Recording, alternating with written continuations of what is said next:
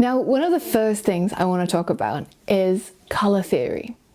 And color theory is the art and science of creating the right palette for your website. So take a look at this example. Now, let's say you had a logo where you have flowers, which are brown, paintball, which is pink. It looks all very weird and very inconsistent. And take a look at the actual logos. Like, what are you thinking when you see these color palettes on the words? The color of the flowers looks a bit like dirt, I guess, but it also looks a bit like something else. And the paintball being pink, I'm not really sure who their target audience is. But take a look at this. If we flip the color palette, it suddenly all looks like it's meant to be like this. It suddenly all looks a lot better, right? It looks consistent with the actual message. So when you're picking colors, you have to be aware of the mood of your color palette. So the predominant color that is going to be in your design really tells a story and it conveys a message to the user. For example, red conveys love, energy, intensity, which is why you see a lot of car adverts which have a red car on a red background. It's because they're trying to tell you, hey, buy this car and you'll feel energetic and the intensity of this car, even if you're 89. Now, yellow is more about joy, intellect, attention. And the most important thing about yellow, though, is how attention-grabbing it is, because it's almost impossible to not look at something that is very yellow. For example, this ad. Now, a few years back, this ad caused an uproar because it has this lady in a yellow bikini and it says, "Are you beach body ready?" And a lot of people got really upset about it. They took to the internet, they raved about it. And I remember thinking to myself at the time, you know, this is not so different from a lot of the other ads that are trying to tell women how to look. And it's not a great message, but why is it causing so much anger and causing so much attention drawn to it? And I think the reason is because it's actually bright yellow. It's impossible to ignore this advert when you come across it. So when you're creating a logo or when you're creating some sort of headline, then yeah, yellow is a great choice. But when you're creating something that's designed to be looked at for a long period of time, then yellow can be too attention grabbing. It might actually hurt your user's eyes if you try to read a whole article that's backgrounded in yellow. Now, the next color that we're going to talk about is green, which is all about freshness, growth, safety. And that's why you see a lot of grocery companies like HelloFresh or Amazon Groceries use this color as their predominant color palette, because it's trying to tell you, hey, look, this thing is edible. This is what we're selling. And so if you have a company that has anything to do with food, this is usually a safe bet to go with. Now, blue is about stability, trust, serenity. And so you see a lot of companies which need to convey that, hey, we're really trustworthy. Use this color. For example, look at all the financial companies. Look at companies like PayPal or the cryptocurrency companies like Coinbase. They all choose this color because they want you to know that they're not going to run away with your money. In fact, there was a really interesting psychology study where they compared interviewees wearing different colored shirts. So for example, a group of them would wear a green shirt, another group would wear a blue shirt, and they compared how they were perceived by the interviewers. And it showed that just by changing the color of your shirt to a blue one, you vastly increase the amount of trust in you that's given by other people. So have a think about that the next time you're going for an interview. Now the final color is purple, and it's meant to signify royalty, wealth, femininity.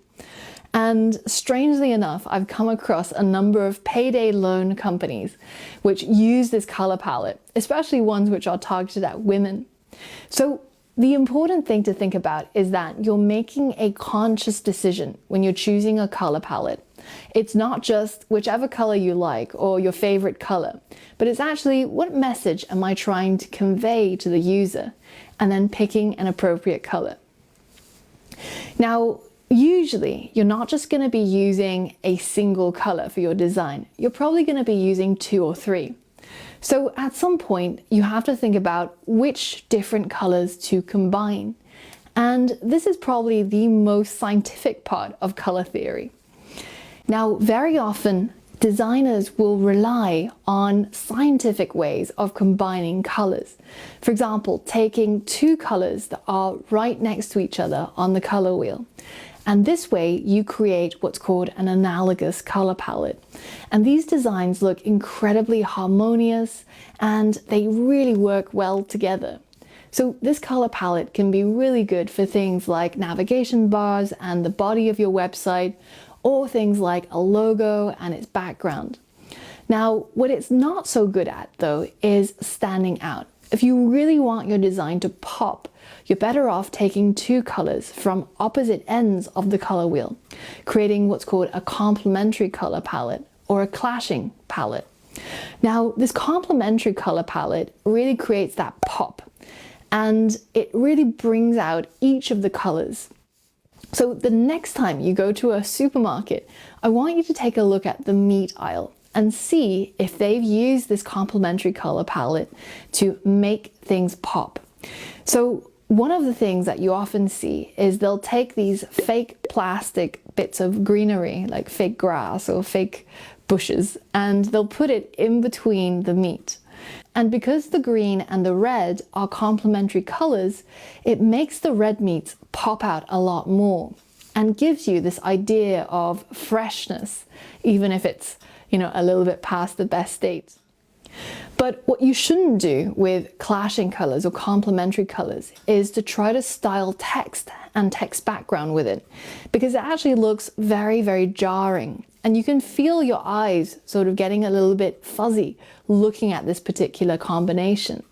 So don't do this when it concerns text. Instead, keep it to things like logos or icons or things that you really, really want to stand out from each other. Now, there's a lot of other ways that you can combine colors, like drawing an equilateral triangle to create a triadic color palette, or drawing a perfect square. Now, if you want to, you can head over to a website called Adobe Color, which lets you mess around with all of these different color combinations. So select a triadic color palette or a square color palette, and then drag it around the color wheel so that you get different combinations of colors. And once you come across a palette that fits the mood of your project, then you can pick the hex codes and just put them straight into your website. Now, if all of that sounded like it was a little bit too much work, then I got you covered. You can also use a website called colorhunt.co. This is a website where professional designers have curated some of their favorite color palettes, and you can nab the hex codes straight off the website. So take a look at the hot and popular sections of this website and use it to guide the palette scheme for your next project. Now, when you create a website that has a beautiful, consistent color scheme, like the one for the Liebe yogurt, you can see how much it makes the design stand out, and it becomes really colorful and really playful, and you can convey different messages using your choice of colors and your color scheme. So think about your color choice and your color palette the next time you design your website, to make sure that it's consistent with what your brand is about and what your product is about, and it conveys the message you want to convey.